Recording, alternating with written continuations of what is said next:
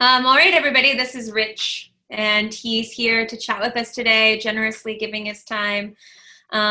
Busy in his studio with a Christmas tree, which I love that we're already like in the Already in, warm holiday spirit. already in it. Yeah, enjoy it for as long as it's here. I love it. Finally, it's cool enough here to feel like the holidays are coming. So I think we should just dive in. You've got the chat here. People can post your questions as things come up. I'll be asking you questions, and then at the end we'll go through a couple of songs and get your feedback on them. Cool. Great. All right. So I think the best thing to do is just kind of dive in and give people a little background on who you are and your background as a producer, a musician, etc., just to kind of set the stage. Cool. Well, I got introduced to the whole licensing thing around 2005, maybe. And I just happened to be friends with Lynn Grossman, who owns Secret Road. And when she was starting it up, she was telling me about it. And I was just, right place, right time. And I had just released my first solo CD, and she took it on. So I was one of the first three artists on Secret Road. And then since Oh, then, wow. yeah, it was it's done really well. It's been a great way to just be an artist and get music out there and actually get paid for it, which is pretty awesome. But I've had through them I've had over 300 licenses now, so it's been a cool connection. How many? That's an amazing number. How many songs is that's kind of garnered you 300 licenses, you think? Um, Probably about 150. 100. So like some are licensed, or a lot are Yeah, licensed twice or three times. some are licensed there. I've got like a couple that have been licensed like probably like 10 times. So Wow. that's when it works in a lot of places, really. Right. So Oh, it'd be really fun to hear some of those actually. If you would share some maybe later on. okay, yeah, yeah. Yeah. So so you are an artist and you're a producer. You also produce for other people. So how does that sort of worked for you? What's the timeline of your life as a musician, artist, Well, producer? it's not so much the artist stuff. I put out my last record as an artist in 2014, and since then I've been more focused on writing and recording with other people, like both just doing records with artists, and also specifically one-offs, doing more licensing kind of tracks. But but it's good. It keeps me busy. And then recently I just started composing for films, which is really fun too. Oh, And cool. which it's kind of seamless going from the licensing to the films, because it's a little bit of the same mindset going in, where you're trying to make a picture pop, trying to make whatever they're doing visually come to life. Yeah, but it's just on a larger, longer It's a scale. much, yeah, it takes way more time, but and it's way more specific, because you really have to get into the director's head and figure out what it is they want and what they need emotionally in that scene. But the amazing thing to me is what I've noticed, and this actually helps with the commercials and things like that, especially if you know what the brief is. When you put a song to picture, and now I've been doing this with a lot of the licensing things I've been working on, if you find like an ad like similar to what you're trying to get in, or maybe a TV show or whatever, when you play it against bring up a YouTube clip or whatever of the show or ad, you can immediately tell if it's working or not. Like there's an emotional connection Mm-hmm. that either happens or doesn't. And it's surprising sometimes, because you think, oh, this should definitely work, but the second you hear it with the picture, all that goes out the window. You're like, oh wait, that doesn't work, or that this does work, or what needs to be stripped away or sculpted or that kind of thing. But it's a pretty interesting tool to use. You can get a lot of information really quick. That's a really good piece of advice right there, right out of the gate. It's like putting it to picture, and you can see, where the gaps are, where it doesn't quite like stand up to what you Yeah, need it to do. yeah. Are we having internet issues, or is it just on my side? What's that? Are we having internet issues, or is it just me on my Good here. Every now and then your voice starts to clip. Can you hear me? Okay, you went out there, Sonnet.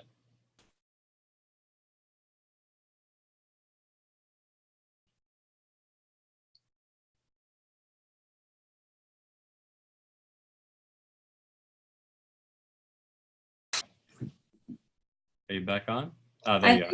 Is it working? There you are. Okay, good. I don't know. It's saying like there's no bars, so I'm not sure what we're working on right now. Oh, now But you're it's okay. Okay, cool. Okay, cool. Great. Um, and so how does that? No, because now let me just saying there's no internet. you're still coming through. Okay. Okay. So I'd love to hear about just you starting out as an artist and kind of what brought you to the place where you were in 2005, and then kind of, the next stages that brought you into where you are now. Well, it's initially I started.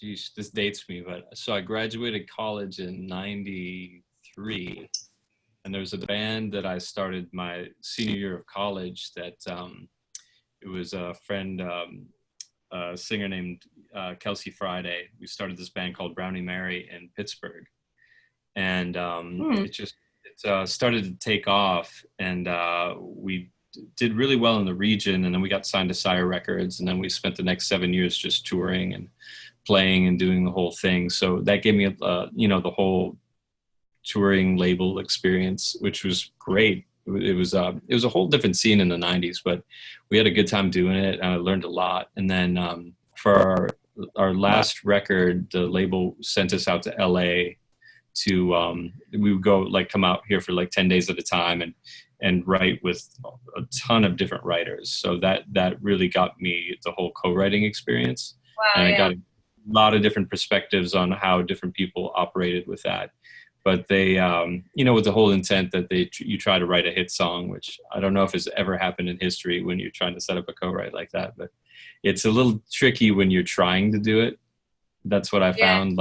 And the whole art of co-writing to me is not, kind of having a loose target, but letting what shows up in the room come to be that it's, and work with that, because that's where you really capture the magic of it.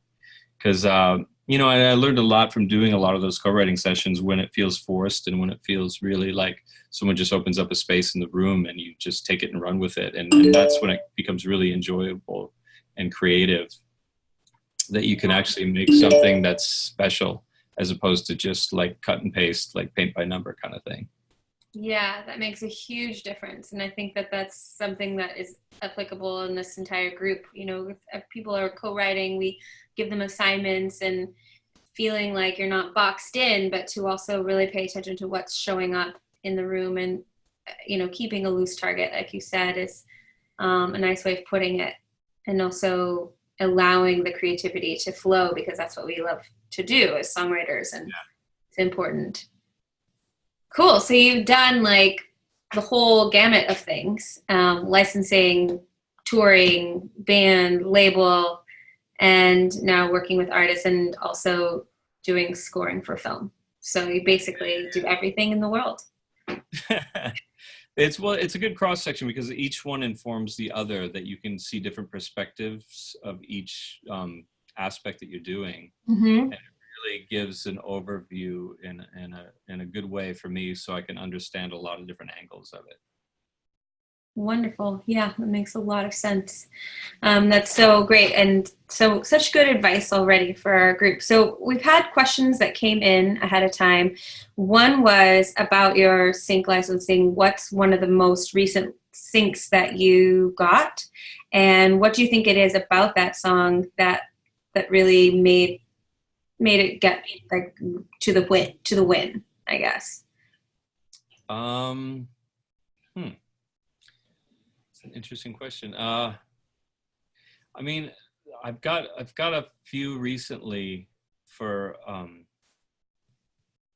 It sounds silly, but it's the TV show ones I kind of lose track, because they just come in and a lot of them are, now are like right around $3,000 is what the Yeah. usual thing is now.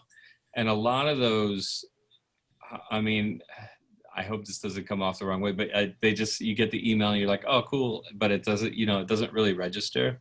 Like the ones Yeah. that usually register anymore, like the big ads or what, you know what I mean? Yeah. Because Yeah. the TV ones pretty regularly come in and you're just like, and a lot of the shows I don't even know. So I don't really have perspective on it because like these titles will come in and be like, sweet. Like, and you, I don't know if that's a good or bad thing, but you think like, oh, great, I'll get another check. But you have no idea like what the actual context of it Shows is. about, yeah. Yeah. And But also you can get like a recording of it or a video being like, here's your song in the, you don't get that placement. So but I guess, I mean, in a way it helps me too, where I don't get too caught up in like the hype of it and I focus on the work, like just doing a lot of really good work, and then where it lands, it's really not my business. But Mhm. like just kind of putting it out there and making sure it's done really well. And then, but every now and then, like an ad will come in, and some of them are pretty substantial. And that's really exciting, especially when you have a co-writer and you have someone to share it with. Where it's pretty rad, that you can you have that connection. But the last ad I got I think the last ad was a Toyota ad in Puerto Rico with there's a guy I write with named Jesse Epstein. He has a project called Imaginary Future. Mhm. And that, for whatever reason, that's been my most successful project with Secret Road. And we've worked together for like, I think 4 years now. And we've written and recorded probably 25 songs maybe. And I think 21 or 22 of those have all been licensed, and some of them a number of times. And with him, it's just this magical connection where we work really quick and we're so on the same page that it's really easy, and it's got a life to it, and it really for whatever reason it just works for sync. But he and I have gotten a number of ads and TV shows over the years, but the most recent one is this Toyota thing, which I was really proud of because I really like the songs that, especially the recent ones we've been doing, I think are really nice. So we just kind of found our stride with that one. And it's weird too, because I've tried the exact same thing with some other artists, and it's something about, there's a chemistry there that he and I have that it just works, and you Yeah. can't force it. Like it either works or it doesn't, but like there's no magic kind of formula other than like you get in the room with the right person and it just works sometimes. Right. Um, you It's know, kind of like dating. it's kind of like dating. Yeah. Yeah. Find the right match. It's true Yeah. though. I think we talk about how it's kind of frustrating when you find co-writes, like you try to make it happen and just, you kind of trying to make it work. And then sometimes when it does work and it's absolutely okay, it just doesn't Yeah. And always there's Bill. Yes! Hey, work. what's up? Hi! Guys are a little busy right now. We're How's it going? good. We're having a great time here, chatting away. All How's right. it going over in your world? Yeah, it's good. I mean, Rich has been making a lot of noise and driving me crazy, but otherwise, everything's going good. He's Yeah. already got a Christmas tree, so he's working Hey, on. Bill put his up too. He's over here at the got Death yours Star. too? It's Christmas. Bye, Sonnet. Bye. That's cool. So, do you ever pitch your own stuff, or is Secret Road the only company that's responsible for your licenses that you're getting? It's been mostly them, and then there are a few other companies I've been working with. Like they'll send me artists from their roster, and I'll write and record with them, and they'll take care of pitching. Oh, okay. Right. That makes sense. Cool. And Anna sent in a lot of questions.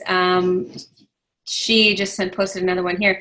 What are the strengths that Rich feels he brings to a co-write? I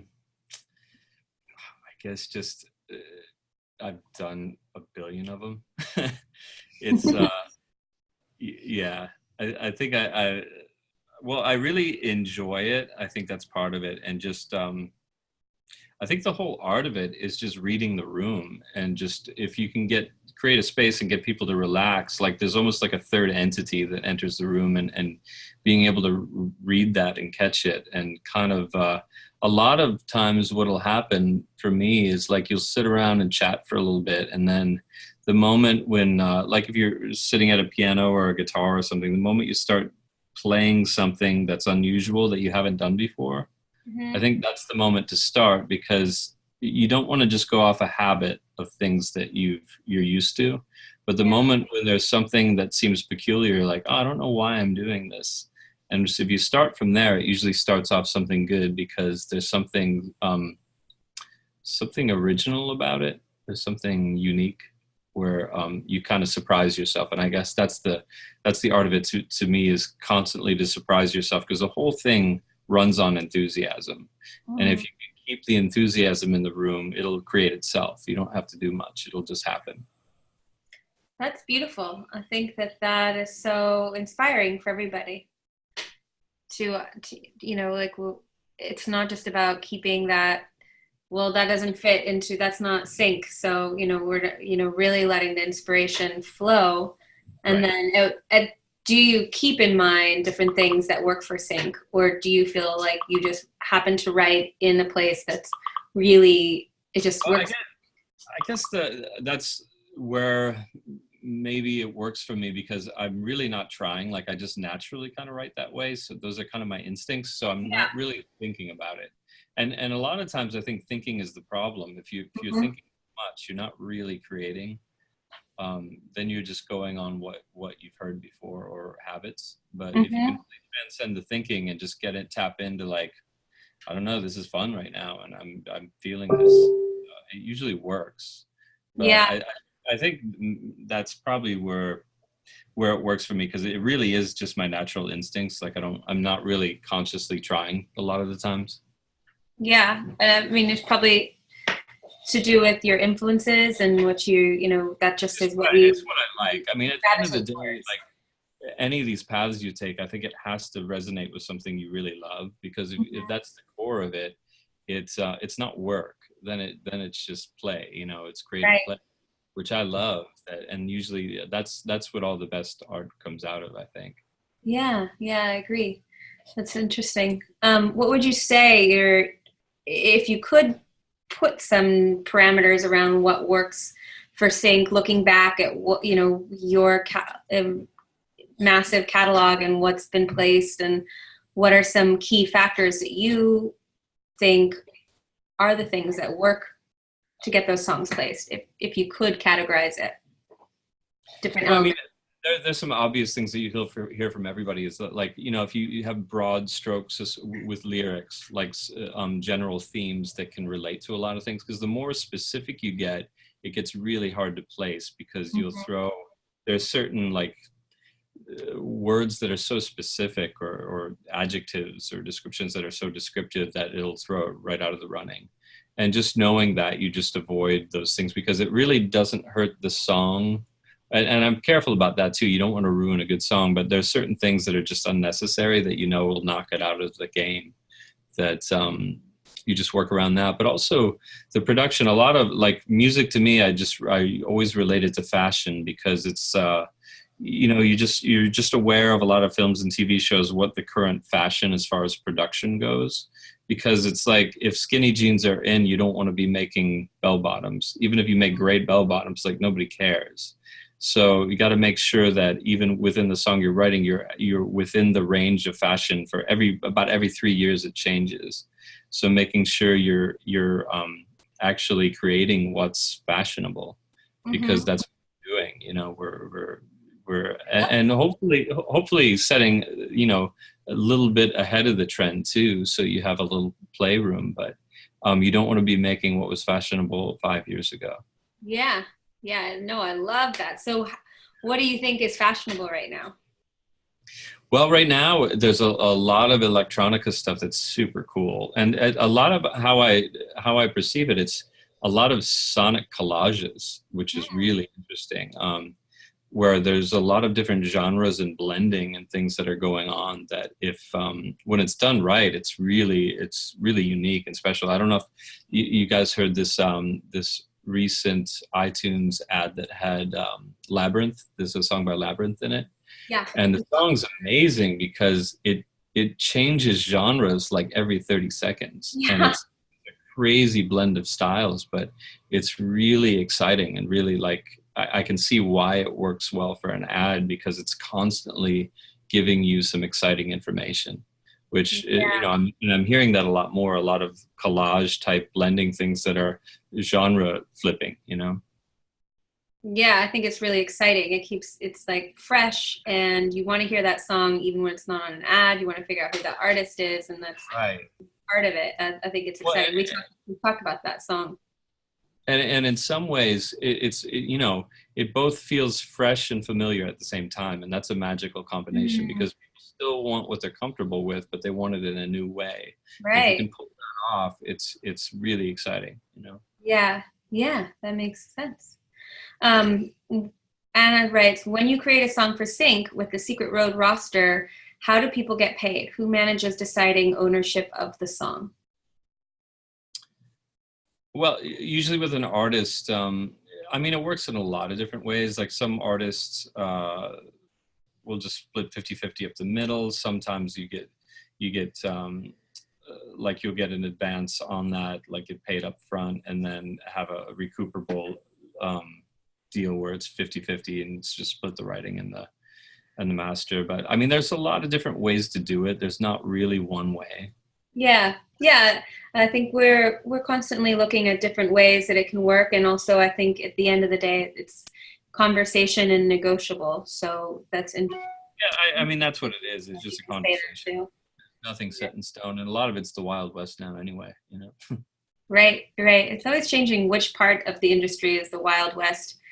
Yeah. Just talking to somebody about how, you know, there used to be like the label kind of structure, and then that's changed, and then it was the total Wild West for a while as we're trying to figure out how the indie artist takes place. And now there's such a place for the indie artist to really take control of their career, and so many strategies behind that. So it's an interesting time in the industry. There are a lot of new ways opening up, and Spotify has really opened up a lot of potential for ways of approaching it, which is pretty exciting, you know. Yeah, it is. It's like the new radio. Yeah. Lauren says, can you give some examples of what elements might throw a song out of the running? I guess back to when you were like, if you get too specific in your lyrics.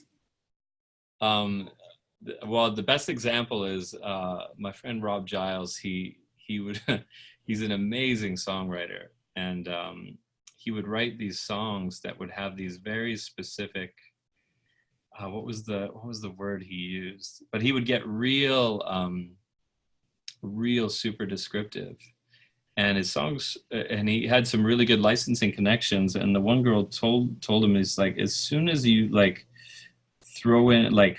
I wish I could remember the word because it was really funny. It was one of those things like, why would you even say that? But he would get so descriptive that she's like, I love the song, and the second you say that, like, I can't use it. And he's like, yeah, but I needed it in there. But you know, and that's the difference where you become too tied to like, oh, this is me and this is what I need to do. Is like, there's a range, you know, but like if you get too descriptive in like actual like.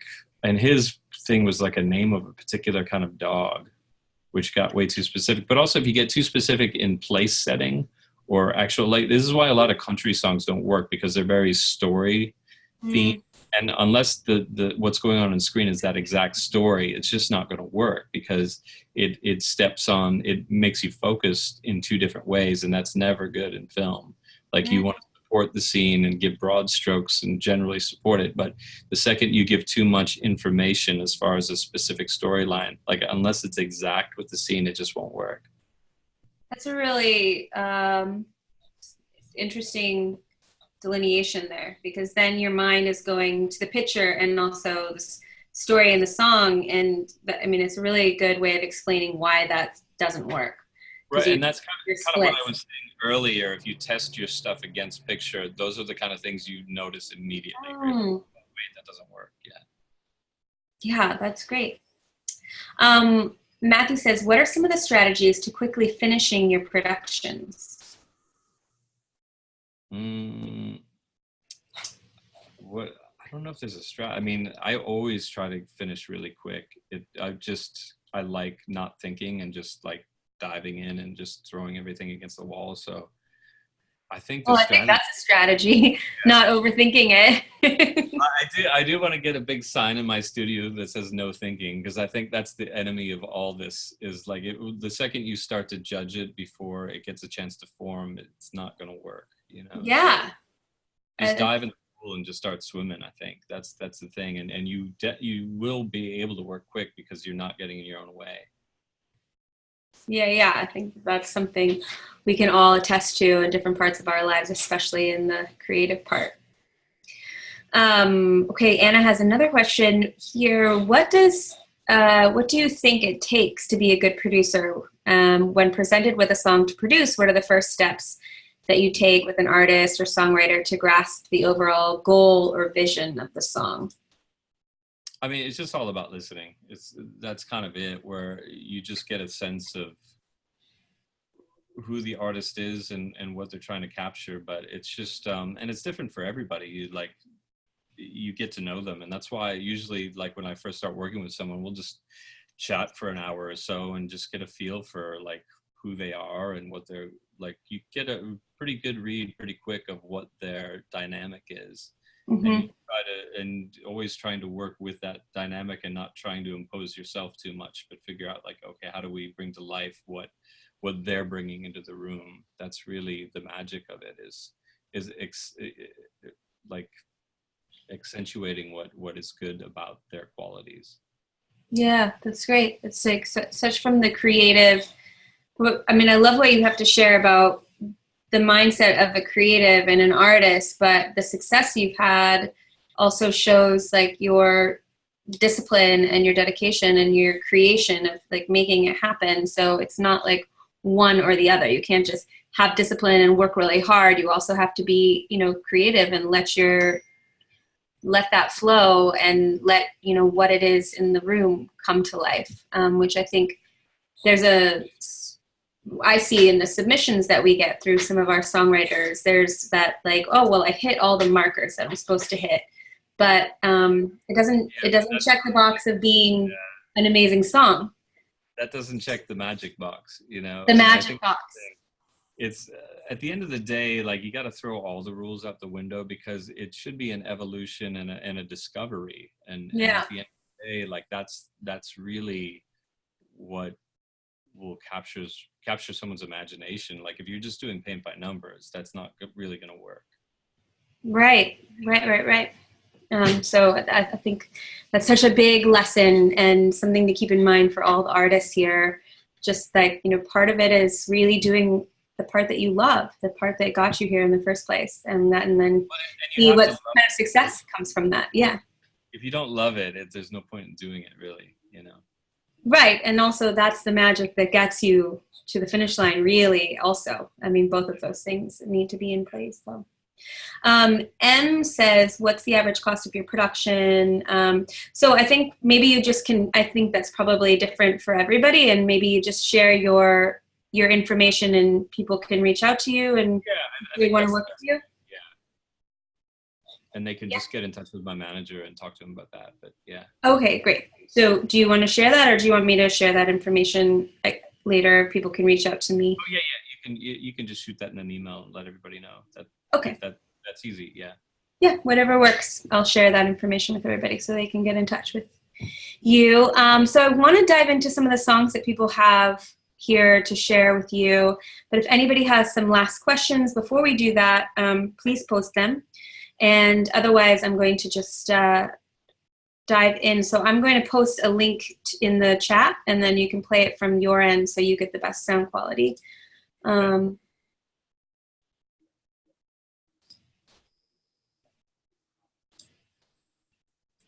So this is a song from Jennifer. And The link is there. Okay.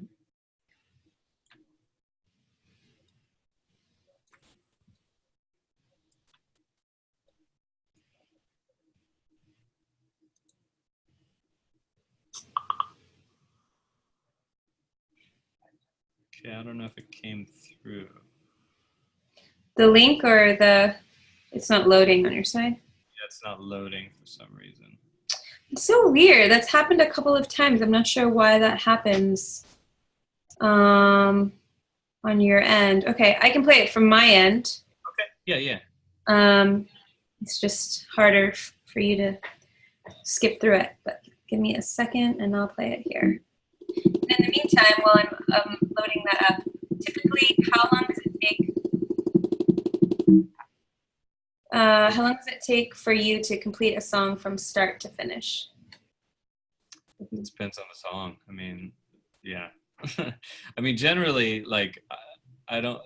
Sometimes it takes me 5 hours. Sometimes it takes me a few days. But like, it depends on the song. Yeah, You know. that makes sense. Okay, it's just loading because I have to share my screen here. Okay.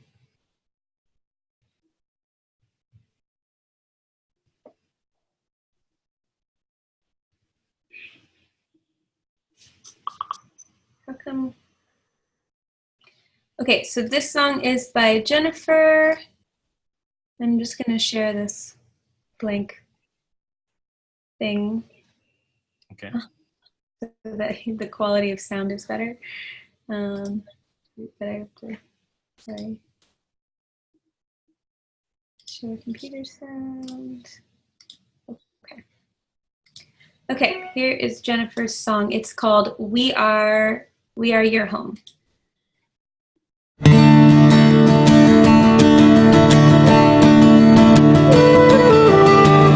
Some days the rain will fall upon your back, but most of the days the sun will shine on you. Look at where you're going, look at what you found, and know we are here, your solid ground. We are your home, you'll always belong. No matter where you roam, this is your song. No matter where you roam, this is your song. As memories.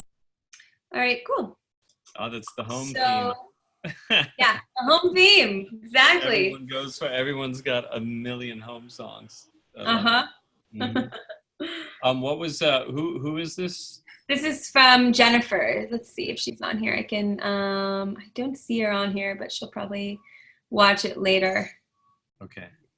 So I'm curious what her focus is, like what kind of show or movie or what her kind of realm is. Yeah, she didn't specify when she posted it. I mean, the only thing I would say about that is it just doesn't sound current. Mm-hmm. Both in the songwriting style, lyrically and melodically, and production-wise. And Yeah. I guess this is the kind of thing where it comes into fashion, like being really aware of, like, if you watch a lot of TV shows or films like this, if you put it against picture, like, you would understand that it just doesn't feel like a lot of things that are happening right now. Mm-hmm. And so this would be a tricky one to place because stylistically, it's not really what's going on right now. Does that make sense? Fantastic. Yeah, that makes a lot of sense. And I think that giving the feedback of listening to what is placing and posting that against picture to see if that really lines up is really an active way of being proactive and figuring out. Yeah, really figure out, like, well, and everyone's got their own particular place in that fashion. It's just like, like there are certain clothes within a range of time that are fashionable. Everyone finds their own, thing that feels good to them. Yeah. But still, there is still a range that will work or won't work. Right. And I love the tips there, how to figure it out. Yeah, how to figure out how, if it does work or not. So our next one here is by King Ferdinand, and it's called We Got This. Okay. And let me share things so that the sound, it's like so many steps here. Sorry. Okay.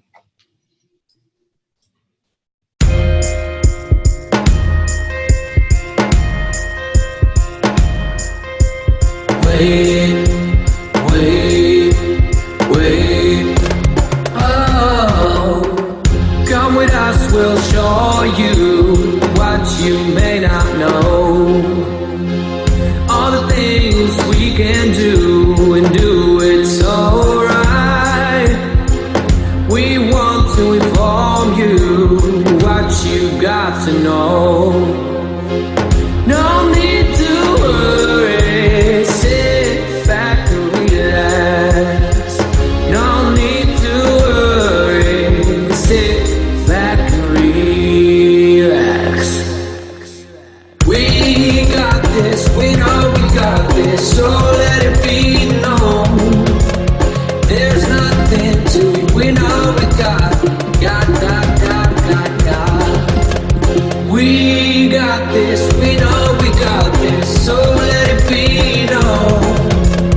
There's nothing to it, we know we got, we got this.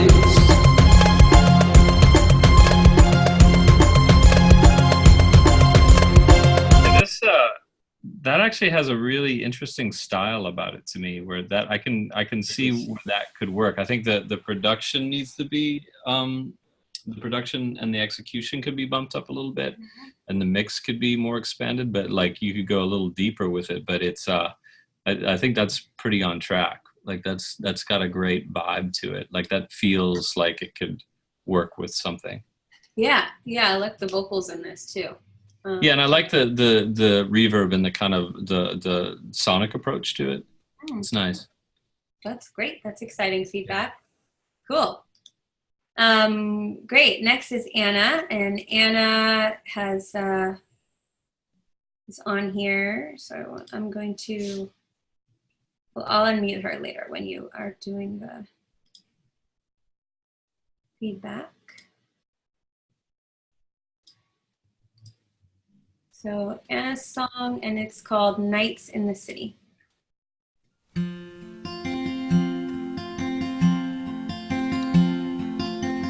Give me a cabin in the middle of the woods. Find a picture from the night that we stood outside buildings we knew we would leave. Oh, we had fun those nights in the city.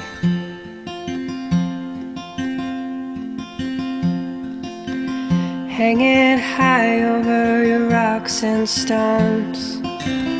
Well, you don't show, nobody knows. Kiss me deeper than I knew you could. I'll come with you if you think I should.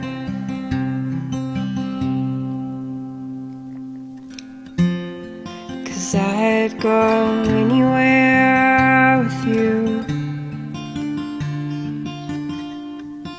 I don't care, I really don't, it's up to you.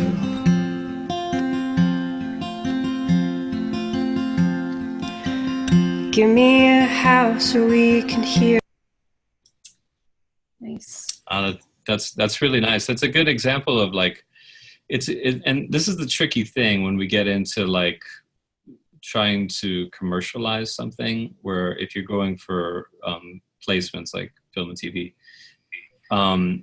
there's a balance between like doing your art and writing, because it's a really nice lyric, and like you can tell there's a spirit to it, and trying to commercialize it is a whole different angle, you know, where you don't want to shoehorn something into like, oh, can I get this in a, you know, because like I said, like this lyrically it's a bit specific, but like if it's the right film or the right approach, but it's just not like, it's not one of those songs that's going to be like across the board, like, oh, we can use this for anything, Right. but it's still a really nice song. So you don't want to, if it's a nice song, you just want to complete it and make sure it's a nice song for, you know, as an artist. Not everything needs to be applicable to what we're talking about here with like placements. You still need to write great songs and just enjoy them as an artist. And you can't kill that. Like that has to be part of the process too. Yes. Right. Yeah. And I think there's a place for the, you know, like you said, it's not every placement, but a great song has space somewhere. Oh, it's always got a space. And I think the danger is if you're constantly focused on getting film and TV licenses, it's not where your head should be at, because you're not nurturing the artist side. Like some of your songs should just be for writing's sake, and don't worry about the target. Just like write good songs. And then like every now and then you'll have something like, oh, this would be good for this, it'd be good for that. But like, if you focus too much on, and I've seen this a lot here too, where people get way too hyper focused on like, oh, I gotta get a film and TV thing, and their art suffers, where they're not doing anything unique to them, where it's just very, and you can hear it within 20 seconds of what they're doing, like, oh, you're trying. You know, and I guess that's the big thing for me is like, you shouldn't be trying too hard. Like it should, like if you do the work and show up and learn to be an artist and learn to what to pay attention to fashion wise and production wise and things, it'll take a life of its own and create itself. You don't need to try too hard, but sometimes it takes longer than you want it to. But if you let it ferment and take hold and take root, like it'll work. But if you force it, it's never going to work anyway, and it won't be fun. Yeah, I think that's so important to keep in mind. And Anna, I did unmute you, so if you wanted to follow up or have a question. Yeah, can you hear me, Rich? Yep. Hey, thanks for listening and for your feedback. I was curious. I wanted you to hear the song because I was curious about like when someone comes to you with a demo, like and asks you to produce a song, like from what you heard in the song, is that enough of an idea of what I was going for to like understand the vibe? Because it's I'm sorry, just because it's a pretty bare bones mix. I was just well, and honestly it's the kind of thing where like what do you listen to, what do you like, what kind of music are you turned on by? Like Paul Simon and like Fleetwood Mac and that soft, nice harmonic stuff. Well, and that's the thing, like with songs like that, the trick is to really create a character. And there's a very typical kind of 60s, 70s aesthetic that you hear being updated in a really cool way, but it's very dependent, like the kind of like, particularly the very specific guitar that you use and the way you record it, like the same part that you play can have a whole different character it adds a whole different life to it. And that's what makes it sound like a record as opposed to a demo, where all of a sudden, even the way you record your voice or the way you EQ it or the reverb, like all of that has a very particular effect on taking something that it's still the same thing, but it gives it a color in a way that will make it really like, oh, wow, it just makes it come to life, Yeah.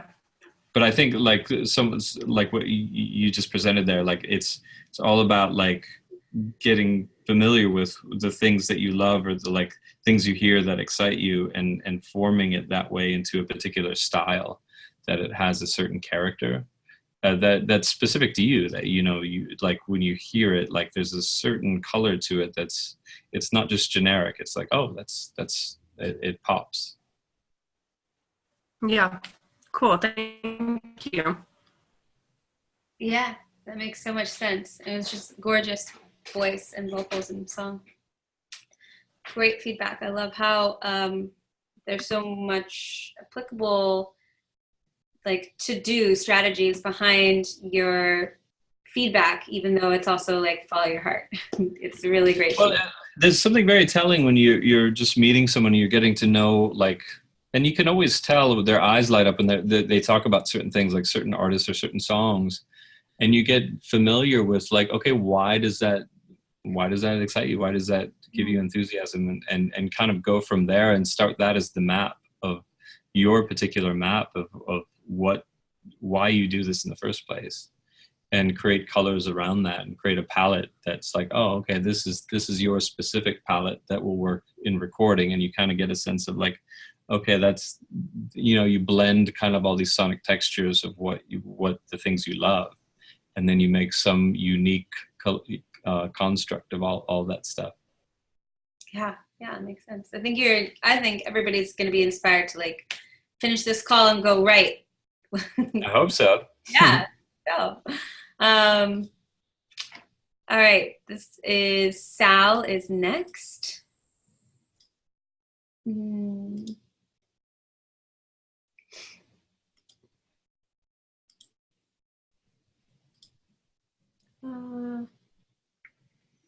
Let's see. This link is taking me to a Song Trader link. That's not going to work. Huh. Is this Sal here? Sal's link didn't work. Is Sal on here? Shoot. Okay, so then let's move on to the next person and see. That's too bad. Okay, next person.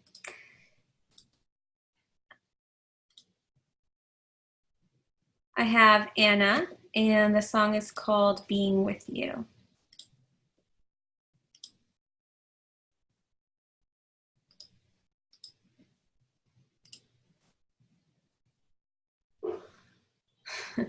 This is a strange link too. What's going on here? Is this just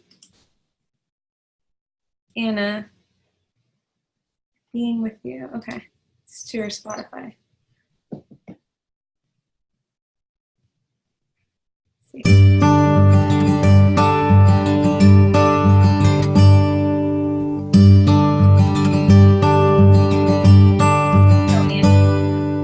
Trying to bark, wearing your cap. You keep me waiting, but I can't stay mad. Oh, how I love being with you. Was it December when we met up? Two lonely people, two coffee cups. Oh, how I love being with you. Being with you.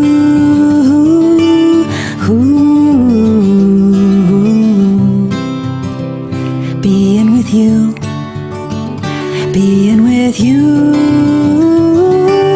Oh, how I love being with you. Cool. So is Annie, it's actually Annie, and I don't see her. It's so funny. These people signed up, but they're not on here. So Annie is not on here, but she'll watch the feedback.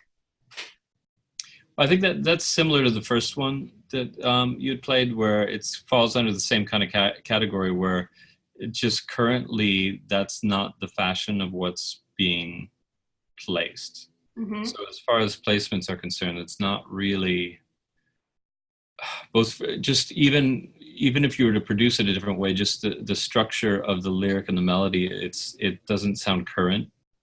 Yeah. And because of that, it's not going to put it in the running. It makes perfect sense. Yeah, I think that's great insight and also advice, since, it applies kind of to the first one that the same thing, like put it against picture, listen to what is working. So compare it to other things, like if you watch a TV show, like the songs that are in it, like play it against other things. Like, how does it compare it to other things that are in there? Because you'll hear a similarity, and you'll hear if yours is in line with that or not as well. Mm-hmm. Great. All right. So I just want to say thank you so much for sharing your information. Oh, can we hear one of your songs? Yeah. Let's see. What would be a good thing to play you? Place a couple if you want. If you don't. I made a whole bunch of money. What's that? Something that just make tons of money. No, I'm kidding. It was a joke. I'm sorry. I thought it was funny. Yeah. But that's a interesting thing to bring up, though. I think the a thing that Bill and I talk about this too is there is a focus where I think it gets to be sometimes people are too concerned with whether they can make money with this, that it ruins the art a bit. Mm-hmm. That's great to have that, I'm sorry, that was a dumb thing to say. No, but it's half true though. I think there is a certain mindset where unfortunately we all get caught up in that, like, this has to be successful. And that idea of something needing to be successful, I think, steps on the very thing you're trying to do. And I think it's something to be careful of, where it's not like there's no formula, there's no one way to do it, there's no guarantee with any of this. And I think it's finding what you love about it and just following that path, because that is going to put you in the right place that you need to be. Whether it makes any money or not, who knows, but at least you'll be making something worthwhile. And I think at the end of the day, that's why we're doing this anyway, right? Yeah. Because we all love music, I think. Let me see if I can find something. What can I play? Maybe the Toyota commercial. Oh, okay. Actually, let me pull that up on Spotify.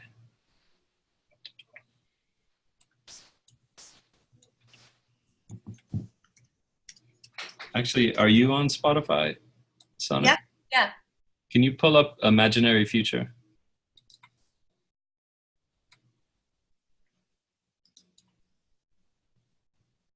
Let's see which one it is.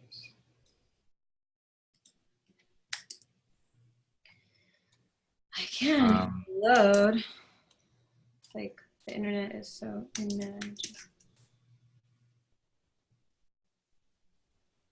it's like not loading here. Trying.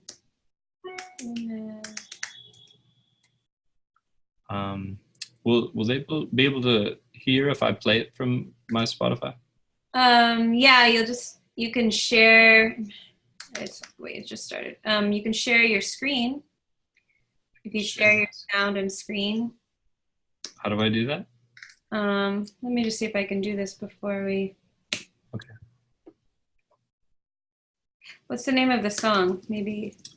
Oh, it's called Long Road Home. No, I don't know what's going on with. It's like it can't handle so many things right now. Road home.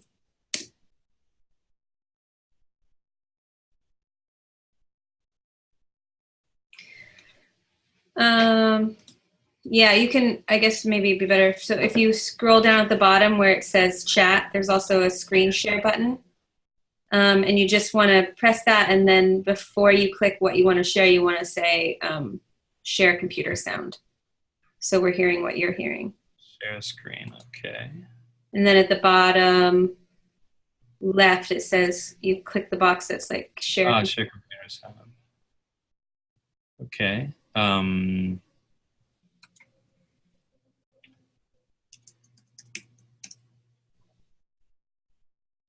Is that working? Yeah, perfect. Oh, cool. Okay, so it's called Long Road Home.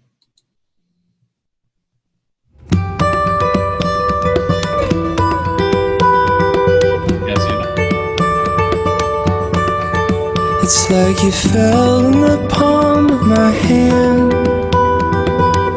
golden apple from a generous tree, and I was the fortunate man.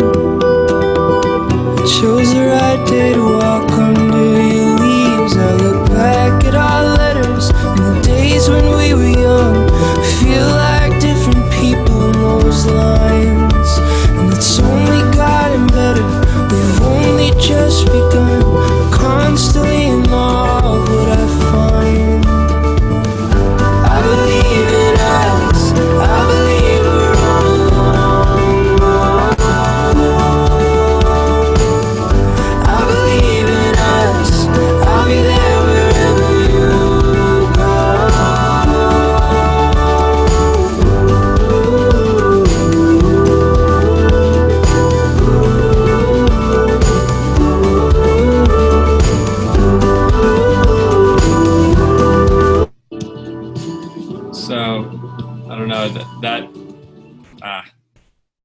Were you able to hear that?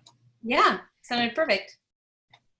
And that one was fun because the commercial played like a music video, and the whole theme was this son breaking his dad out of a retirement home at night to go have all these experiences and then return him in the morning. Oh, cool. But it's interesting how like something like a visual like that'll change your whole, even for us, writing it, all of a sudden we got a whole different perspective of the possibility of that song from what they did with it, which was really cool. Yeah. Yeah, it's beautiful. Thank you. Thank you for sharing that. Yeah. You can hear all the things that you were talking about come to life through that, and how it, works for sync and still has so much heart, and is just, a really cool song. So thank you. Yeah. So we are at the hour mark, so I want to let you go, but thank you so much for sharing your incredible insight and knowledge and, just experience with all of us. And I know people are going to want to get in touch with you and follow up with you and your manager. So I'll get your email, the manager's email, and then share it with the group. That works best. Great. Yeah. Okay, great. That sounds good. Well, I hope that helped. No, I think it was amazing. I think it's super inspiring and makes you feel like you want to, write right now today. Great. I love it. Great. Have a wonderful day. Much. Yeah, You too. of course. Thank you so much. Yeah. Bye.